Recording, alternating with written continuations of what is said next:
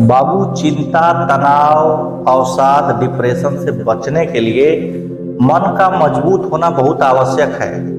लेकिन बात ये होती है कि मन को हम मजबूत कैसे करें। सबसे बड़ी चीज ये होती है दोस्त, मन को मजबूत करने के लिए सबसे बेस्ट चीज है योग, मेडिटेशन। लेकिन जब योग मेडिटेशन हम नाम लेते हैं तो आपके अंदर एक हलचल पैदा होती है कि सब लोग हंसेंगे कि जवानी में ये क्या कर रहा है, ओम ओम की उच्चारण कर रहा है। नहीं दोस्त, उनको योग साइंस के बारे में कुछ पता ही नहीं है।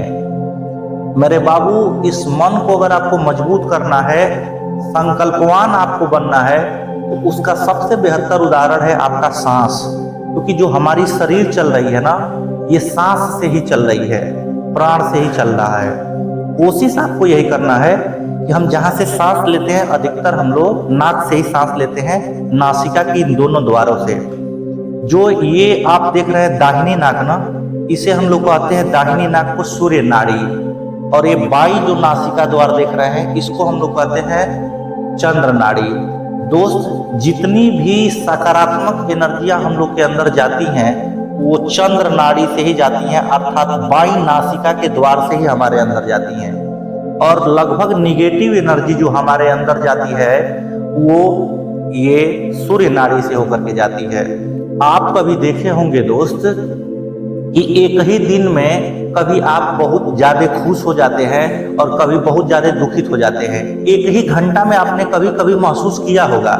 ये कारण है दोस्त, इन नासिका के दोनों द्वार के सांस का आवागमन। आप हाथ लगा करके देखिएगा कि जब आप बहुत ज्यादा डिप्रेशन में रहते हैं तो आप ये सूर्य नाड़ी आपकी बहुत तीव्र चलती रहती है। लेकिन जब आप बहुत ज्यादा खुश होते हैं तो ये बाई नासिका का, ये बाई नाड़ी आपकी चलती हुई, जिसे हम लोग चंद्र नाड़ी कहते हैं, वो दिखाई पड़ती है। दोस्त, आप डेली बाय डेली अनुलोम विलोम प्राणायाम शुरू कर दीजिए। अगर आप स्टूडेंट हैं या किसी भी 5 साल से ऊपर आपकी एज है तो आप अभी से करना शुरू कर दीजिए, और इसका परिणाम बहुत दिनों में नहीं दिखता है, 1-2 दिन में ही आपको दिखना शुरू हो जाएगा। और आप इतने संकल्पवान हो जाएंगे, इतनी मानसिक क्षमता आपकी बढ़ने लगेगी कि जिसकी कल्पना नहीं की जा सकती।